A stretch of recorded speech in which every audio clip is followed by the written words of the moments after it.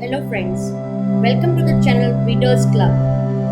I'm your host Meena Nagada, thanking you for joining in. This is the story reading channel that helps the children to improve their vocabulary by reading with me. It also incorporates the listening skills, relaxation and meditation that helps the listener with a bedtime story, to help them drift away with ease.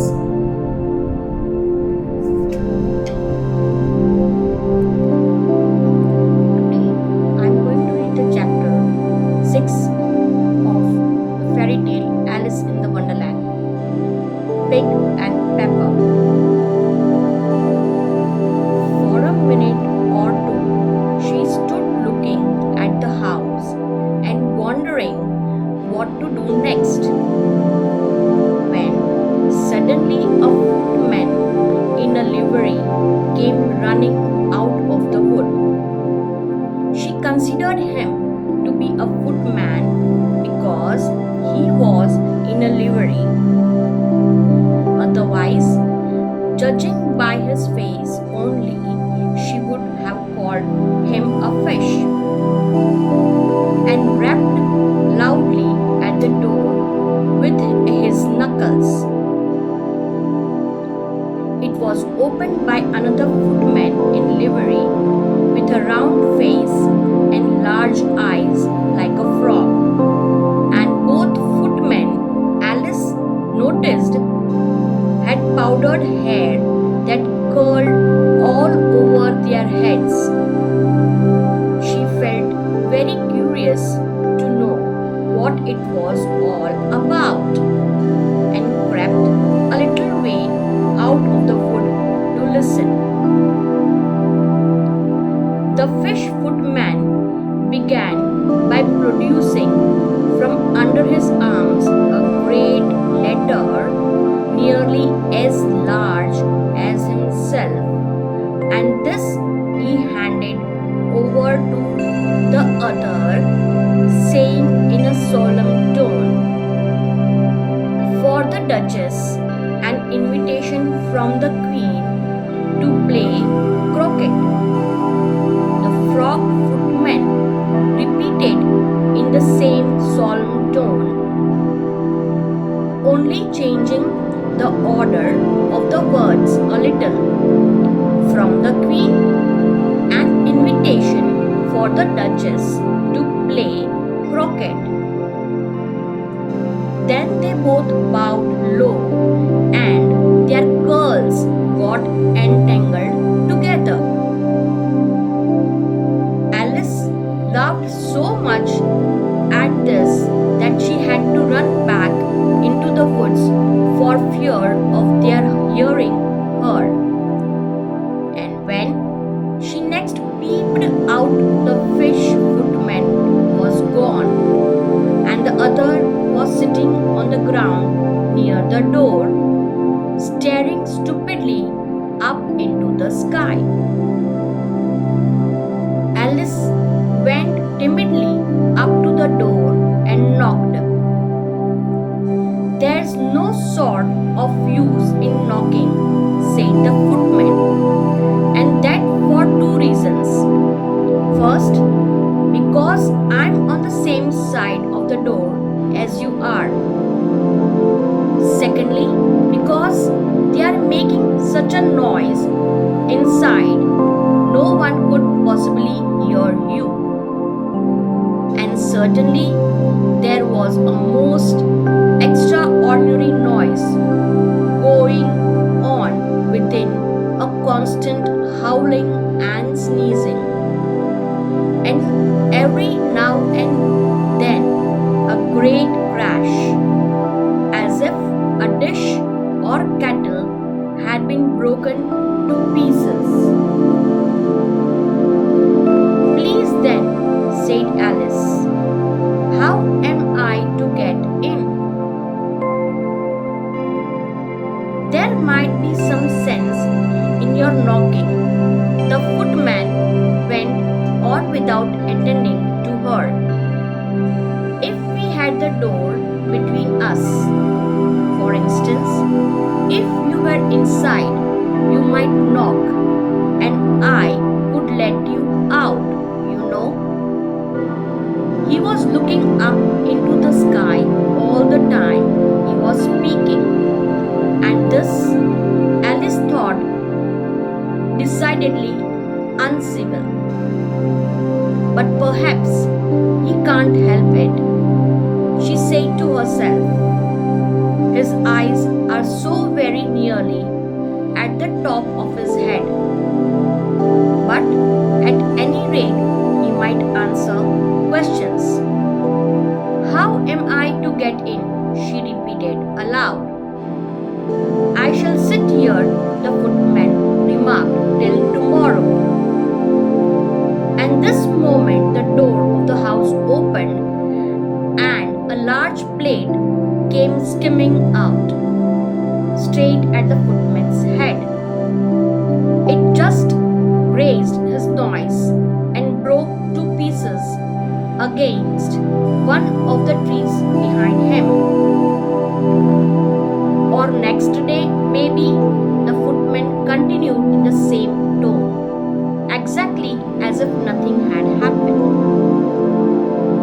How am I to get in? Asked Alice again in a louder tone. Are you to get in at all? Said the footman. That's the first question, you know. It was doubt. It was no doubt, only Alice did not like to be told so.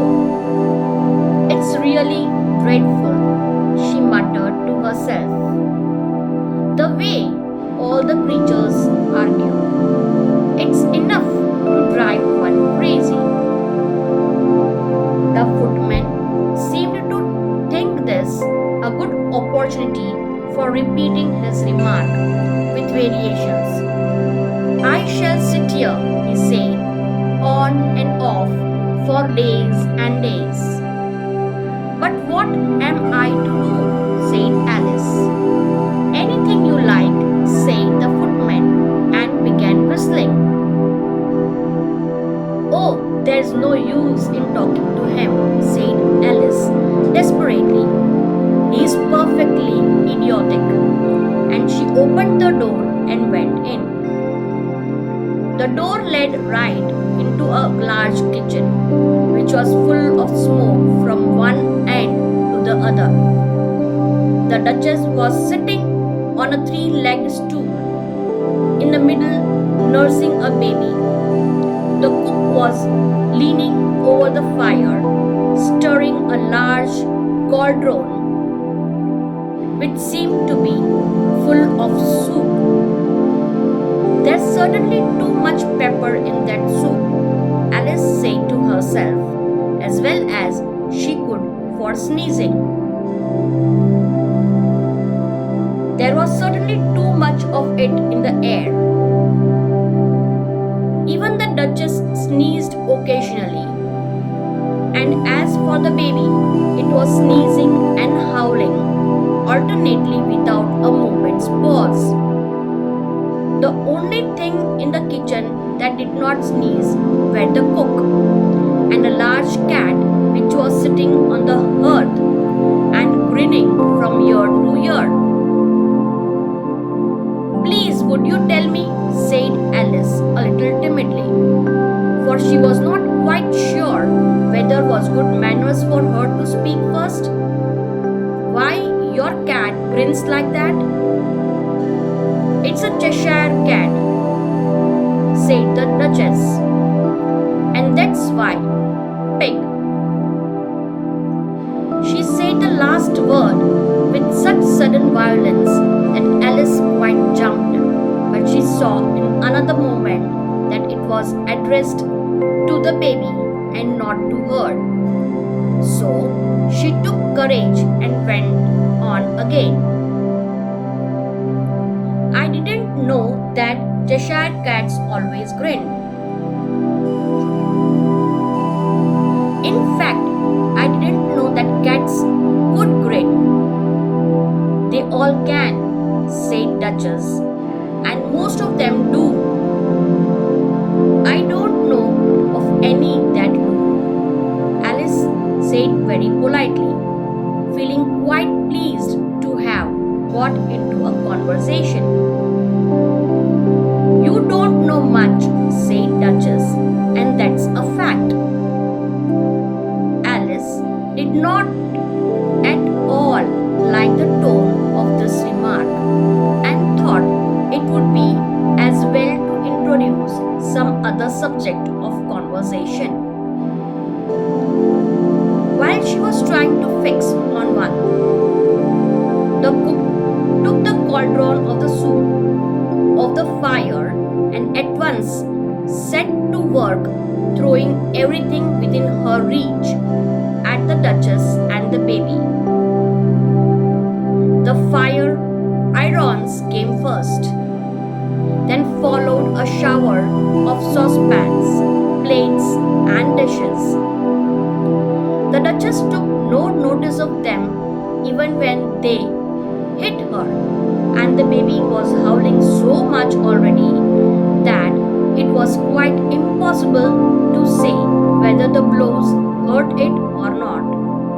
Oh, please, mind what you are doing, cried Alice, jumping up and down in an agony of terror. Oh, there goes his precious nose, as an unusually large saucepan flew close by it and very nearly carried it off. If everybody minded their own business, the Duchess said in a hoarse growl, the world would go round a deal faster than it does. Which would not be an advantage, said Alice, who felt very glad to get an opportunity of showing off a little of her knowledge. Just think of what work it would make with the day and night. You see, the earth takes 24 hours to turn round on its axis.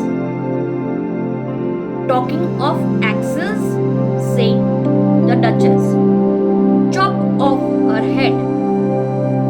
Alice glanced rather anxiously at the cook to see if she meant to take the hint, but the cook was busily stirring the soup and seemed not to be listening.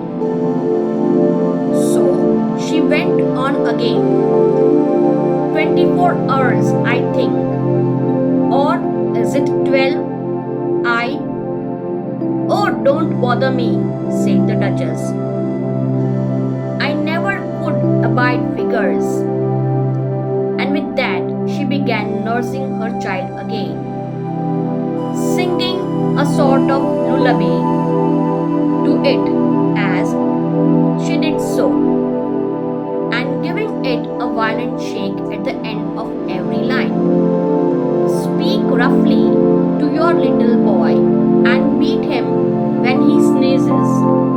He only does it to annoy because he knows it teases. In which the cook and the baby joined. Wow, wow, wow. While the Duchess sang the second verse of the song, she kept tossing the baby violently up and down, and the poor little thing howled so that Alice could hardly hear the words. I speak severely to my boy. I beat him when he sneezes, for he can thoroughly enjoy the pepper when he pleases. Wow, wow, wow. Here you may nurse it a bit, if you like, the Duchess said to Alice, flinging the baby at her as she spoke. I must go and get ready to play croquet with the Queen. And she hurried out of the room. The cook threw a frying pan after her as she went out, but it just missed her.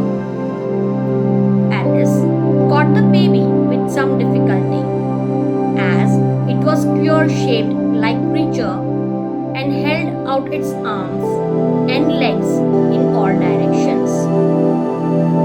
Just like a starfish, thought Alice.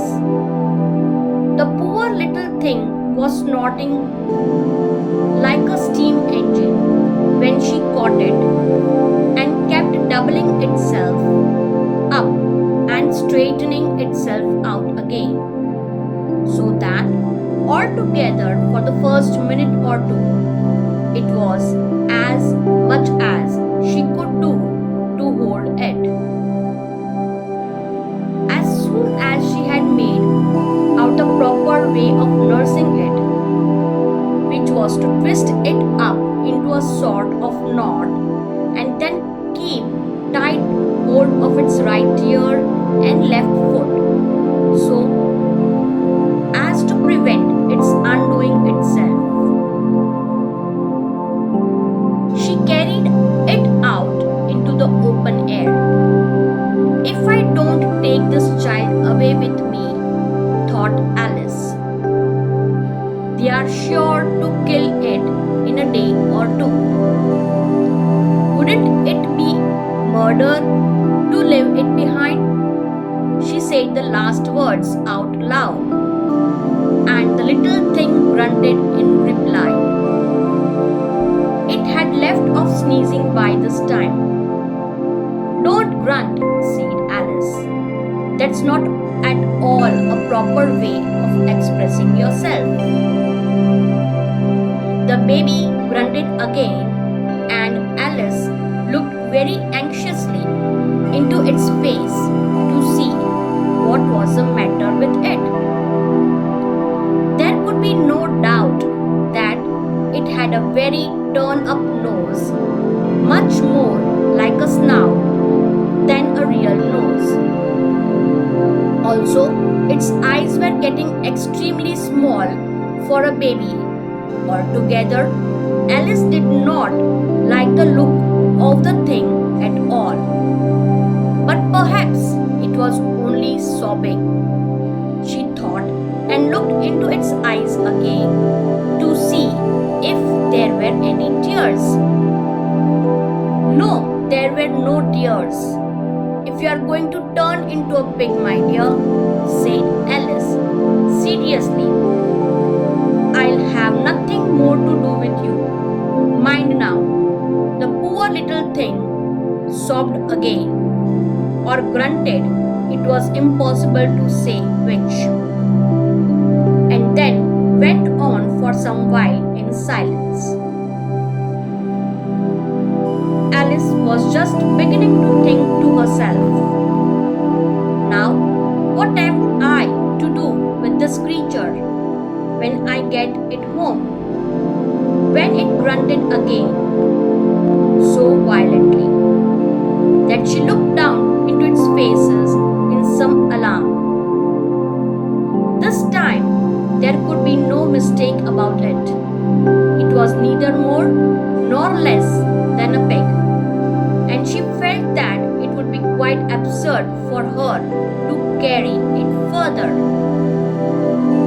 So she set the little creature down and felt quite relieved to see it trot away quietly into the wood. If it had grown up, she said to herself, it would have made a dreadfully ugly child, but it makes rather a handsome pig, I think.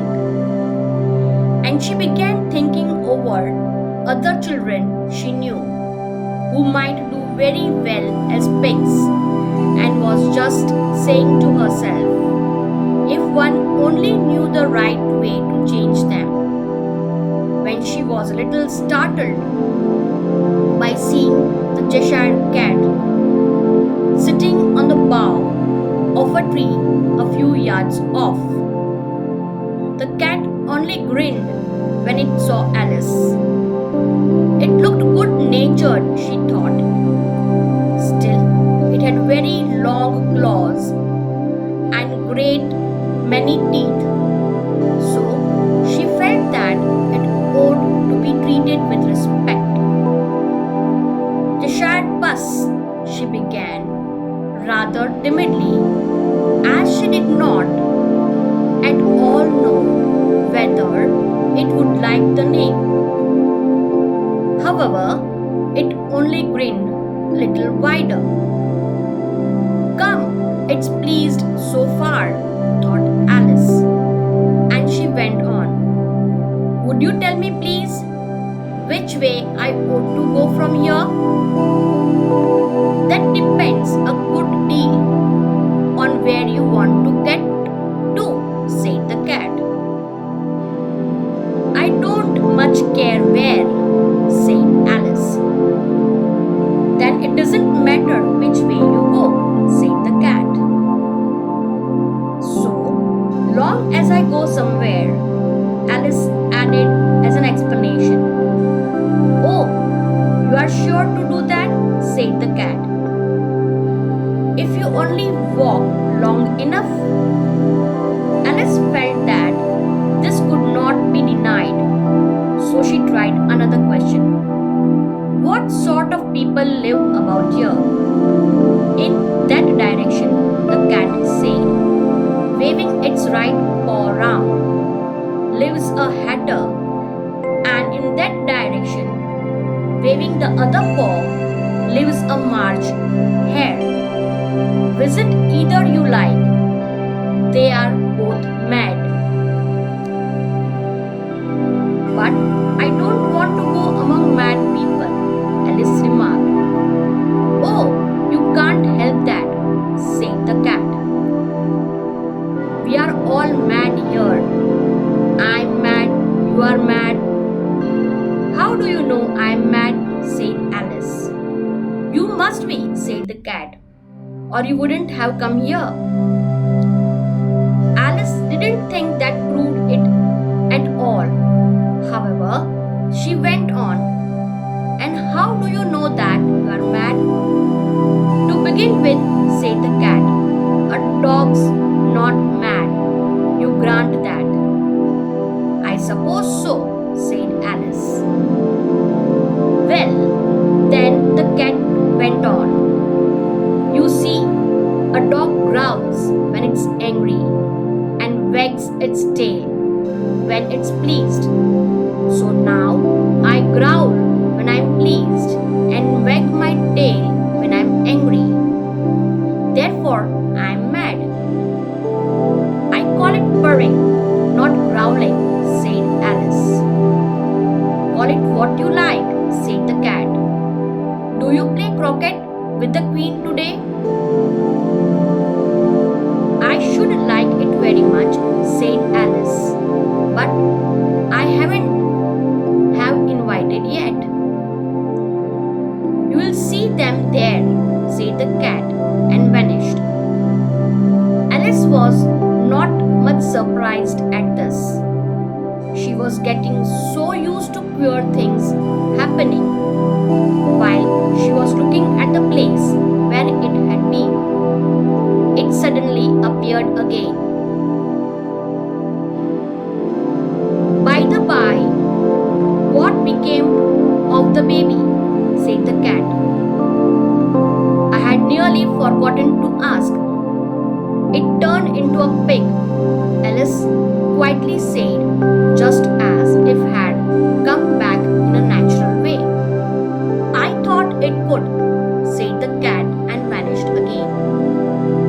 Alice waited a little, half expecting to see it again, but it did not appear, and after a minute or two, she walked on in the direction in which the MarchHare was said to live. I have seen haters before, she said to herself. The MarchHare will be much the most interesting, and perhaps as this is May, it won't be raving mad. At least not so mad as it was in March. As she said this, she looked up, and there was a cat again, sitting on a branch of a tree. Did you say pig or fig? Said the cat.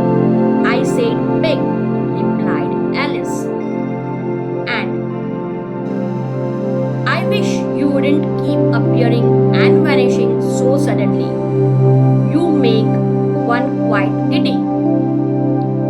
All right, said the cat, and this time I vanished quite slowly, beginning with the end of the tail and ending with the grin, which remained some time after the rest of it had gone. Well, I have often seen a cat without a grin, thought Alice. But a grin without a cat? It's the most curious thing I ever saw in my life. She had not gone much farther before she came in sight of the house of the MarchHare. She thought it must be the right house because the chimneys were shaped like ears and the roof that thatched with fur. It was so large a house that she did not like to go nearer till she had nibbled some more of the left hand bit of the mushroom and raised herself to about 2 feet high. Even then, she walked up towards it rather timidly, saying to herself, suppose it should be raving mad after all. I almost wish I had gone to see the hatter instead.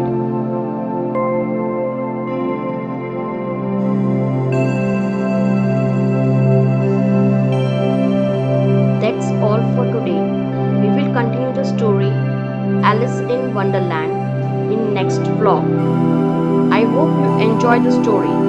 Thank you very much. If you like the story, please subscribe, give thumbs up and click the bell icon so when new vlog is uploaded, you get the notifications. Thank you very much.